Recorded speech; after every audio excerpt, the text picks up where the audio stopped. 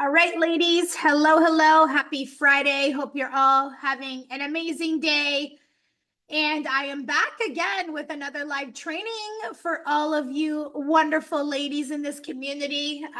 You know what? I just want to say that I am so thankful for each and every one of you that are here, that are part of this community, that support the women in this community. You know, we're in the middle of a 21-day body transformation kickstart challenge for women over 40.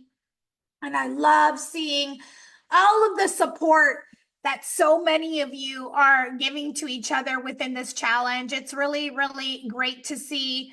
And I'm super, super excited and very thankful for all of you that are in this community. You know, when I started this community, let's see now, back in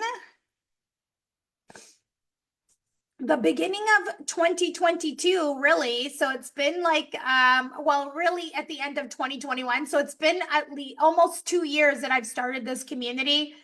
And, you know, I went from, just maybe 10 people, and now we're up to like almost 2,500. So I'm really, really appreciative of that. And I hope you really find a lot of value and education. And that is really my mission, is to educate you women around perimenopause, menopause, fat loss, and building muscle.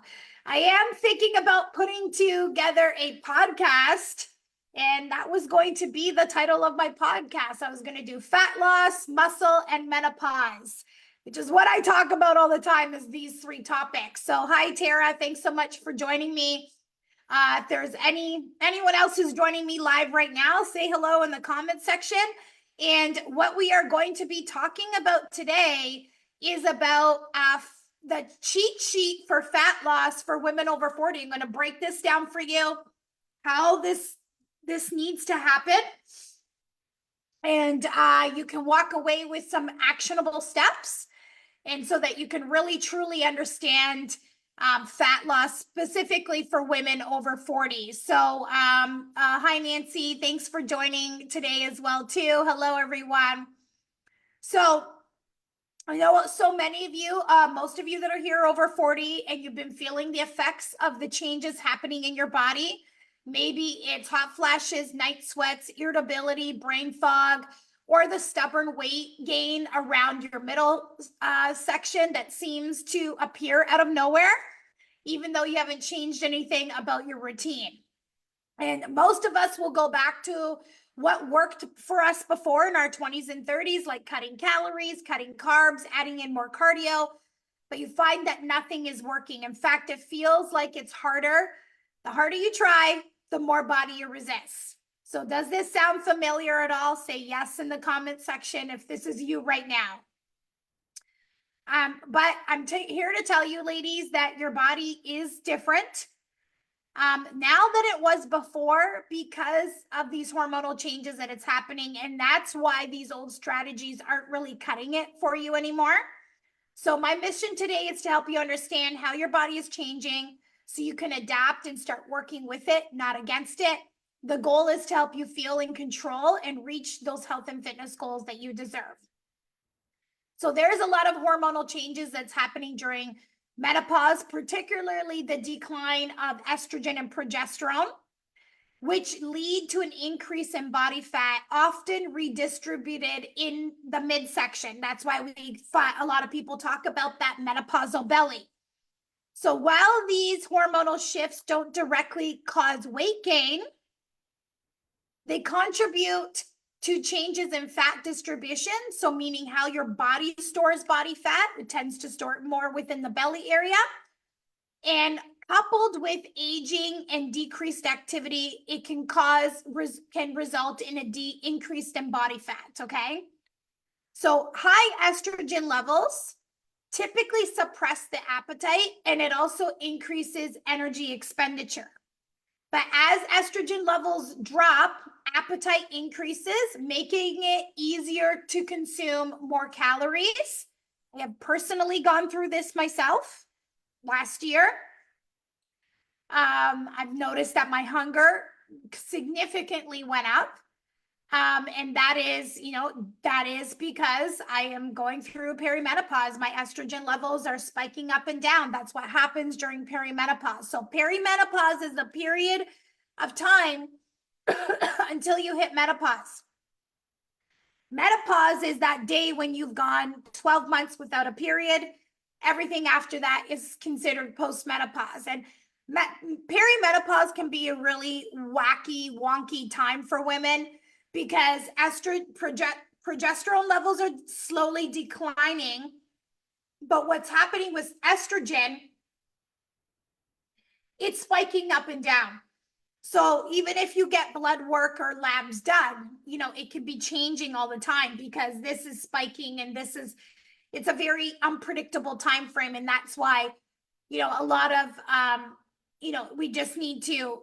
we know we're in that time period because of the symptoms that most women feel. But despite the challenges of losing body fat during perimenopause and menopause, there are strategic actions women can take to achieve their fat loss goals, emphasizing the importance of adapting lifestyle choices to counteract with these hormonal and physiological changes, okay? So today I'm going to walk you through some actionable steps that are backed up by science on how to lose body fat as a woman that is going through this menopausal transition. So first of all, when it comes to losing body fat as a woman over 40, I think the most important thing is that we need to set realistic expectations. We have been taught by diet culture, and we see all of these ads for quick fix fad diet approaches out there where they're promising 20 pounds of fat loss in 1 month or even 20 pounds in 3 months. And the reality is that this takes time, okay? It takes time. It's not going to happen overnight. And in order for you to lose body fat and actually keep it off, the process is a lot slower than what you think it is in your mind.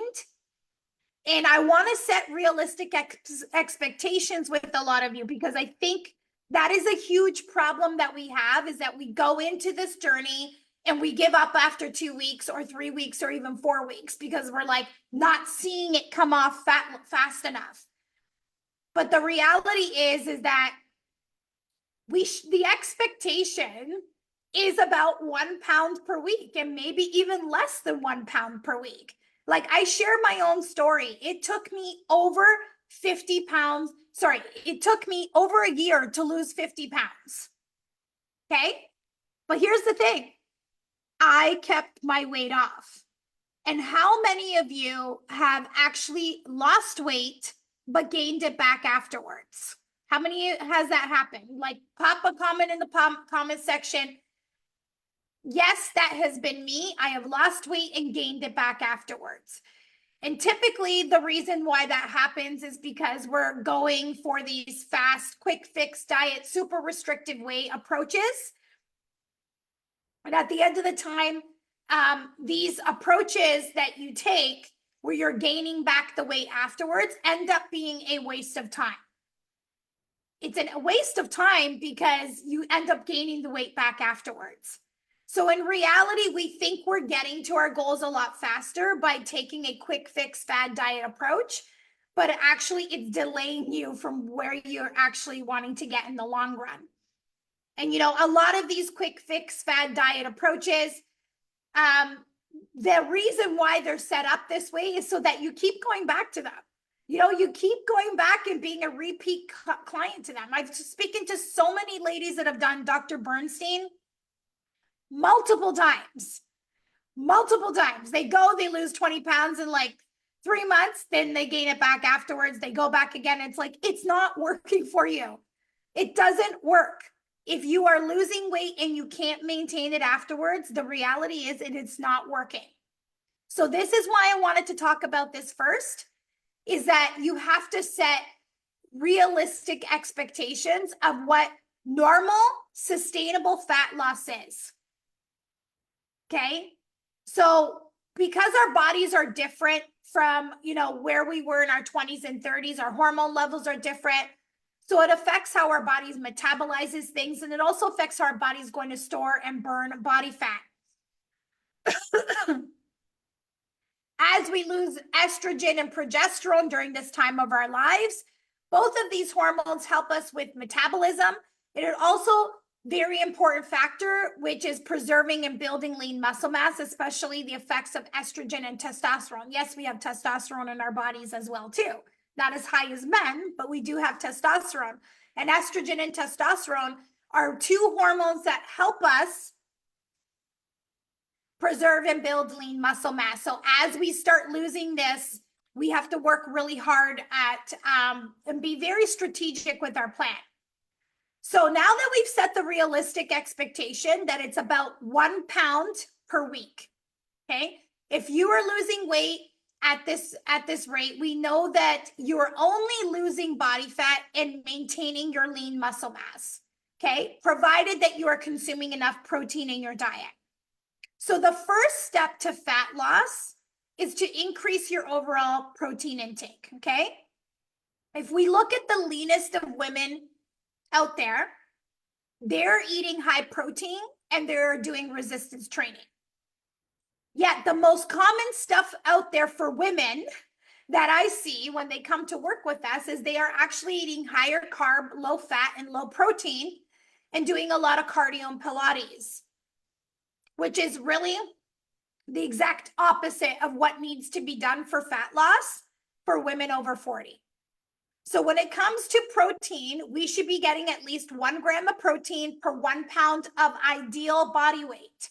So what does this mean, ladies, is that let's just say that you are 180 pounds and your goal weight is 140 pounds. You should be consuming 140 grams of protein per day, okay?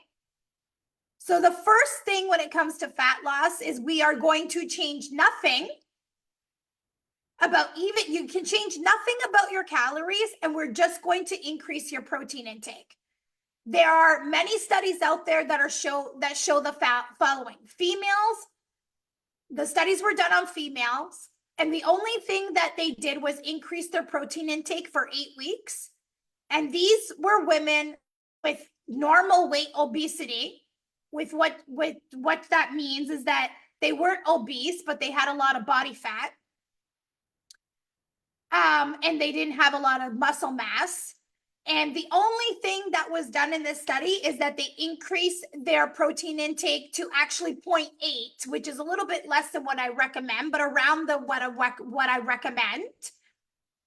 And they saw a significant loss in body fat, and they actually were able to gain a little bit of lean muscle mass, which is incredible. With only changing protein intake only, we're not even changing the amount of calories that you're consuming, by just increasing your protein intake. So it's just by starting off with that is like the easiest thing that you can start doing. And it's the lowest hanging fruit. And that's actually what we're doing in our challenge right now. So right now in our challenge, we're focusing on getting 30 grams of protein per meal. Now, this is just to get you started, because most women that come to me are probably getting about 50 grams of protein per day, almost like less than half of what they actually require. So we don't want to be going from like 50 to 140 grams of protein. We're going to slowly increase that up.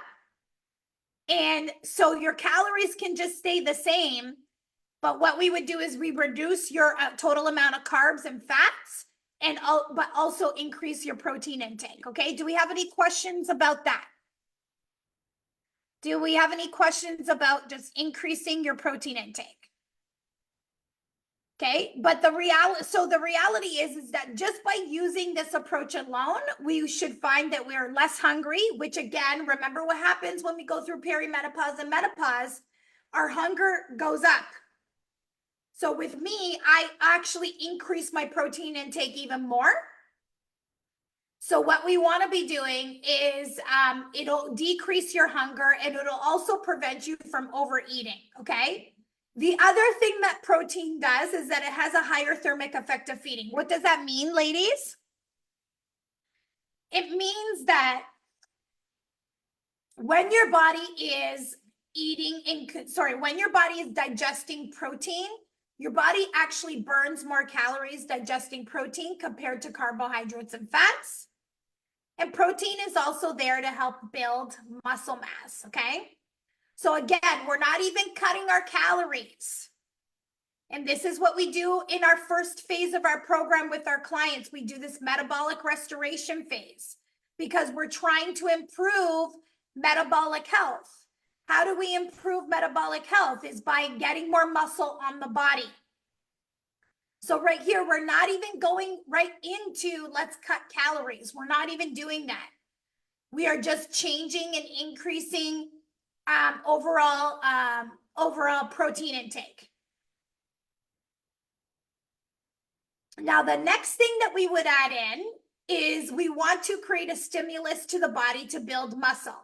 So the next thing that we would add in is some strength training. And it doesn't mean that we want to be strength training 7 days a week, even 2 to 3 days a week of strength training to help build more muscle on the body. And so what we're going to see is greater fat loss and more muscle building, okay? So, and no, ladies, we are not going to get bulky by lifting muscle, by lifting weights, okay? If you see women that look bulky by lifting weights, they're not naturally like that. They're taking, they're taking additional things to look like that. We will not look bulky. What you will see is a body that is fit and stronger. Okay, so what we're trying to do is by getting more muscle on your body, we're actually raising your resting basal metabolic rate. So this is the amount of calories that your body burns at rest. Muscle is metabolically active. So if we are raising your resting metabolic rate, what are we doing? Do you know what we're doing when we're doing that? What are we improving? What are we improving? We are improving your metabolic health by doing that.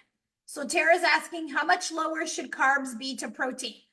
Tara, what matters most is that your calories can stay the same. So once you've figured out what your maintenance calories are, your calories will stay the same and your protein, and then you could do whatever you want with your carbs and your fat.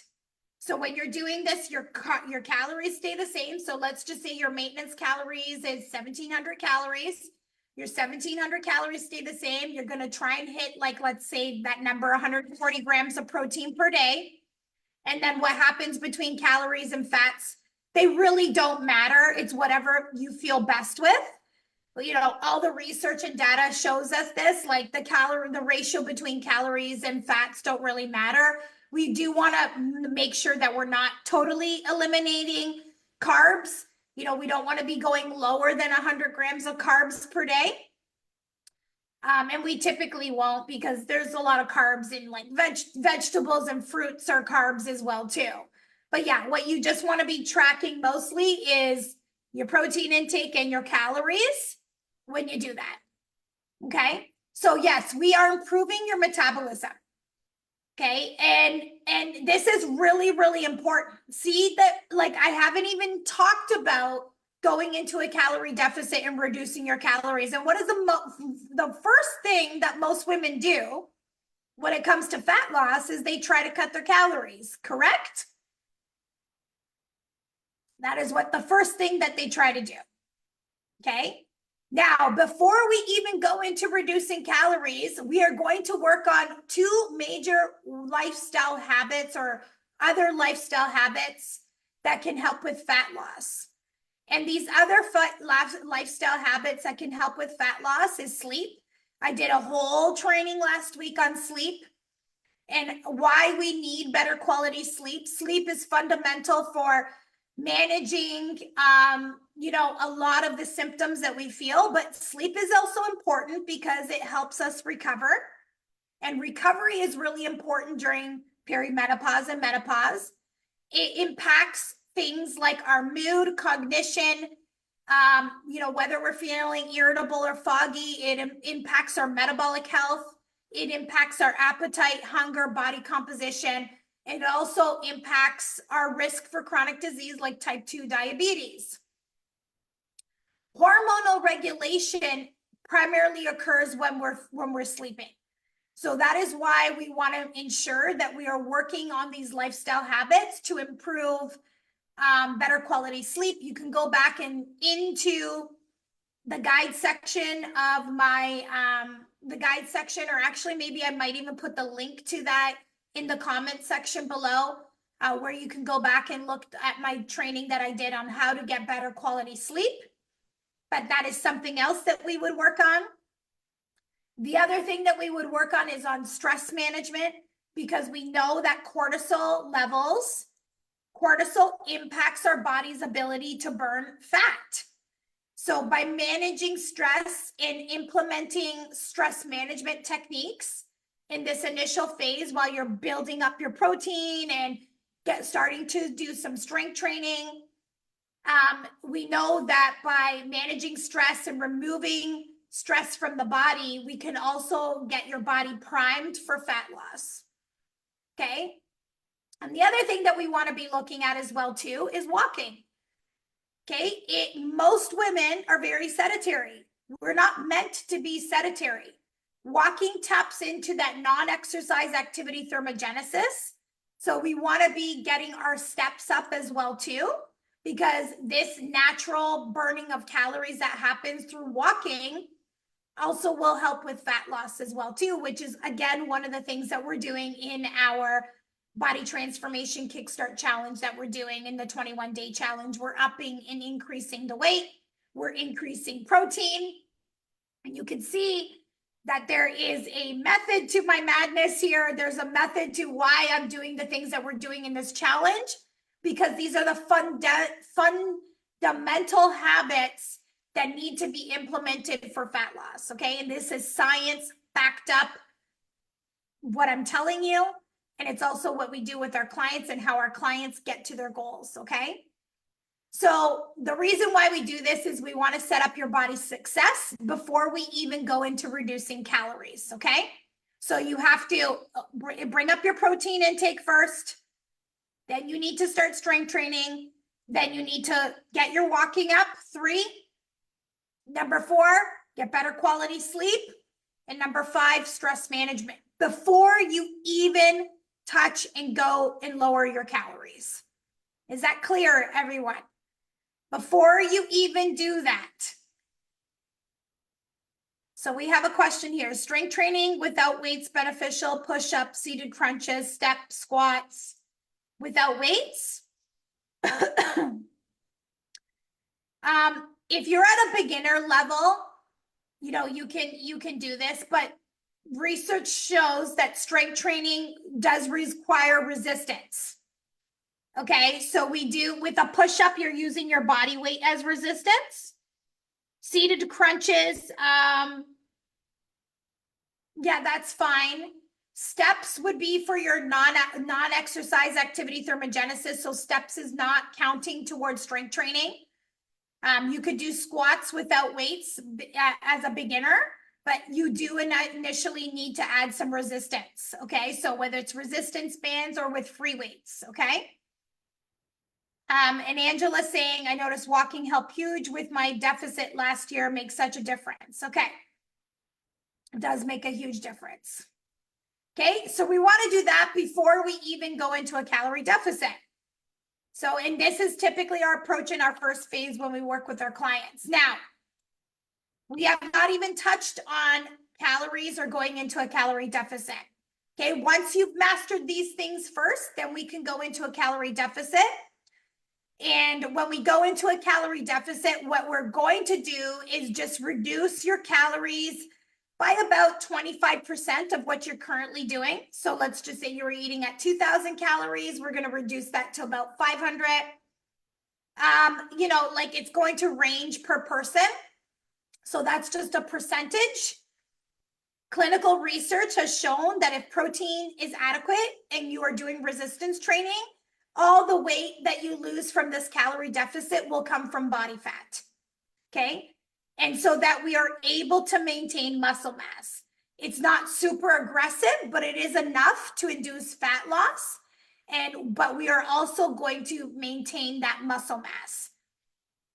We have to do all that we can do to maintain that muscle mass. So when you lose muscle mass, you're really setting yourself up for this, what I like to call the credit card effect, meaning that, you know, if you're doing a fad diet where you don't really care where the fat loss is coming from, you know, and you're trying to get that quick result where you're losing muscle as well too, you know, you will pay for that later on. Okay. And when we're losing muscle mass, you're setting yourself for things like osteoporosis, sarcopenia, which is the loss of muscle. You're going to be a lot more hungrier. You're going to be more frail. You're going to be more susceptible to injury. So we need to prioritize muscle during the fat loss phase. And that is exactly what we do in our program, is we make sure that we prioritize that muscle. So we're that losing body fat, not muscle. Okay. The reason why is like you need to have muscle to lose body fat. And muscle is also, excuse me, metabolically active tissue. Okay. Muscle helps keep the metabolic health strong. And it also ensures that you can sustain your fat loss afterwards. Okay. So it's not just about like, let's lose the weight. How do we sustain that fat loss afterwards?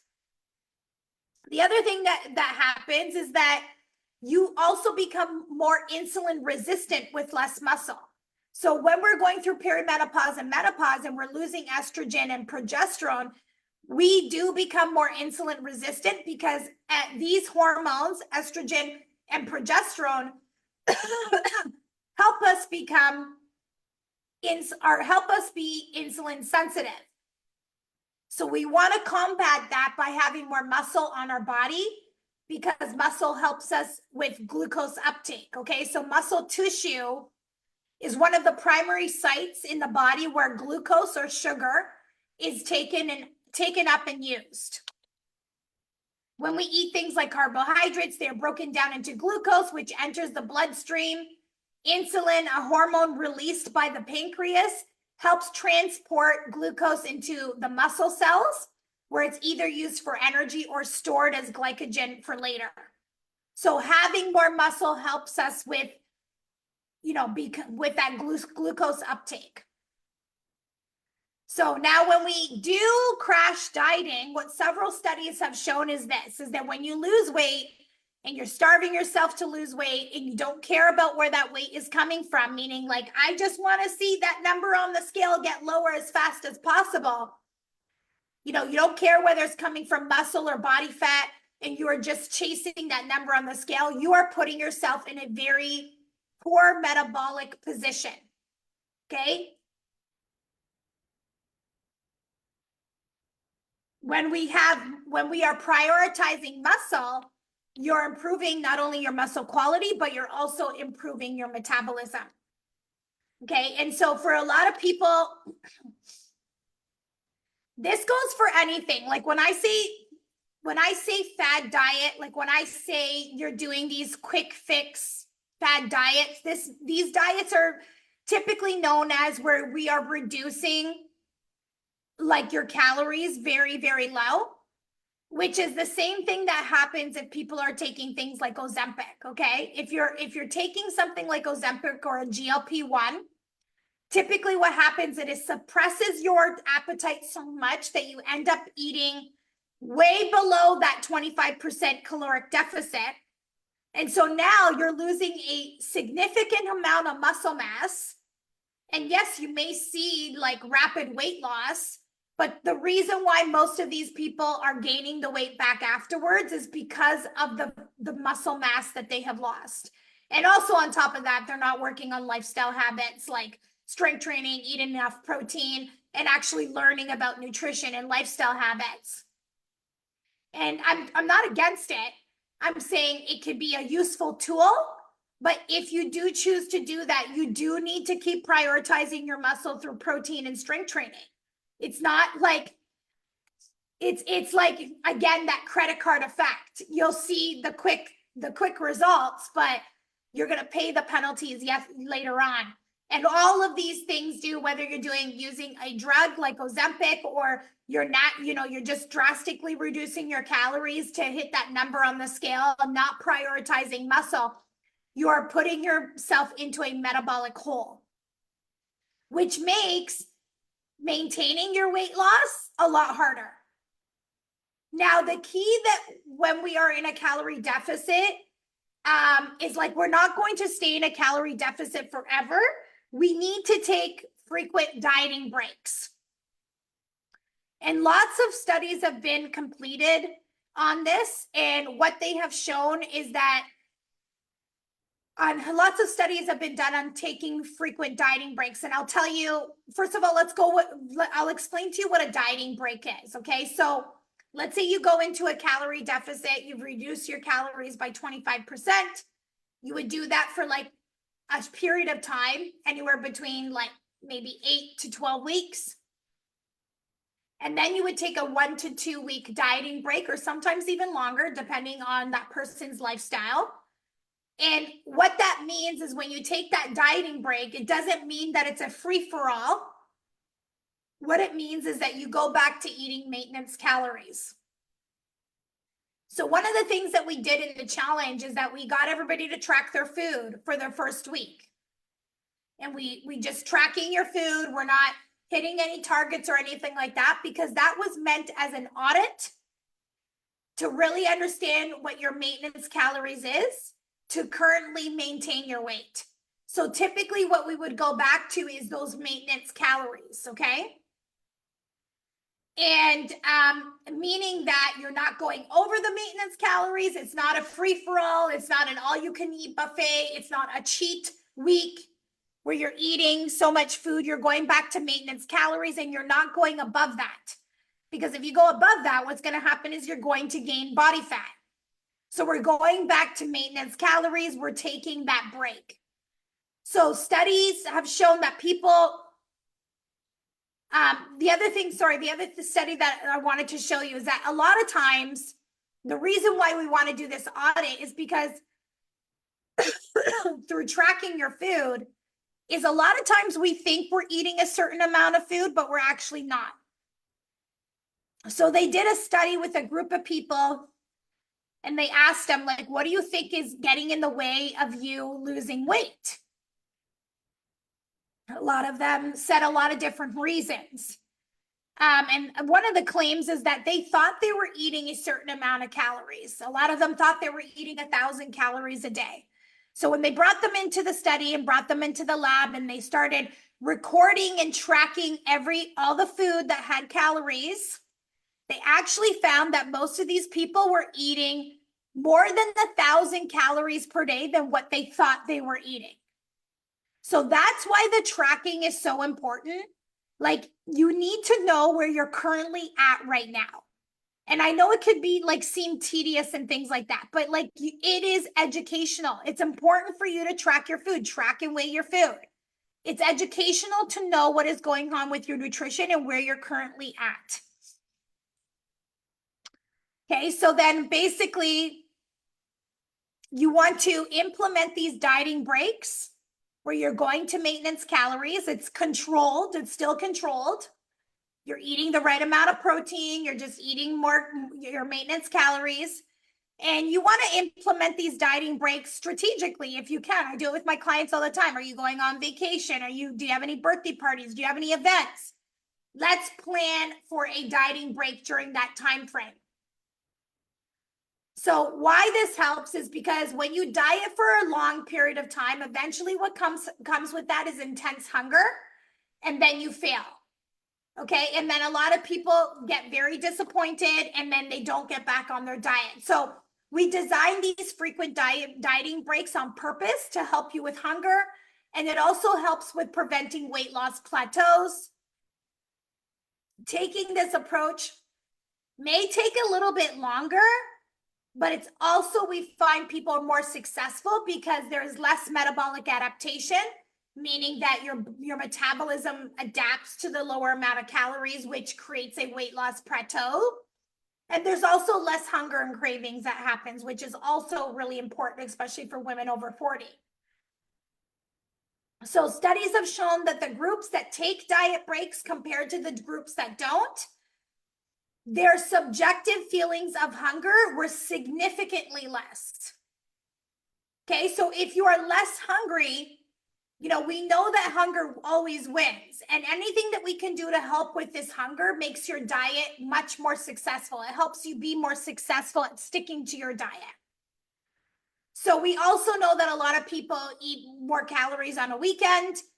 So we may also design the diet where you are calorie cycling, maybe having less calories during the week, a little bit more calories on the weekend. It really becomes specific to that person and what works for them. But the dieting breaks is going to be very, very important. It's what we do with our clients as well too. So that is implemented throughout the dieting phase so that our clients are really successful. Okay. And it's really about finding what works for you and your lifestyle at the end of the day. Because like, you know, when you're dieting and doing things that are super, super restrictive, you know, it makes it hard to stick to that diet. It makes it hard to stick to that calorie deficit. So this is why we encourage 80% whole foods, 20% fun foods, so that you're still incorporating a lot of the fun foods, making sure that you're tracking, you know, your calories, and also your protein is really, really important. Okay. So again, this is what we do in our coaching program with our clients. We do a metabolic restoration phase first. Then we take, you know, we focus on increasing protein, getting some strength training in. We focus on these lifestyle habits, really addressing the core and root causes of what's preventing weight loss resistance. Calories and macronutrients, metabolism, you know, improving hormonal health, all of these things that could be impacting your body's ability. We address that first before we even go into a calorie deficit. Okay. And then when we take our clients through, the dieting break, then, then we take them through the fat loss phase where we're in a calorie deficit, taking frequent dieting breaks. Then we get them to their goal. And again, the expectation is 1 pound per week if everything is perfect. But we know that that doesn't happen. So we have to give ourselves grace with that. Like for me, it took me a year to lose 50 pounds, over a year. Right? So even if I did like 50 pounds over 12 months, that's like 4 pounds a month. Right? But it took me longer than that because I had dieting breaks, I had vacation, I had celebrations, I took times when I wasn't dieting. But here's the thing, I kept my weight off. And that is really the final phase that we take our clients through, is teaching them how to maintain their weight, teaching them then intuitive eating, getting them away from the scale and weighing your food, teaching them complete lifestyle integration, teaching them how to be self-sufficient so that they really know how to do this long-term for the rest of their lives. And they know how to navigate this for the rest of their lives. So when our clients graduate from our program, this is literally the last program that they will ever have to do because they know how to do this for life. Okay. So I want to really thank everybody for joining me today. Do we have any other questions? Sorry, I went a little bit longer than expected. I like to keep these to 20 to 30 minutes. But I thought this was really great information to share with you. I hope it was helpful. If you guys have any questions whatsoever, just pop it in the comment section. I'll try and respond later on. But I hope you ladies have a wonderful weekend. For those of you that are in the challenge right now as well too, keep crushing it. Don't give up. Keep going. And we will chat soon, everyone. Have a great day. Bye for now.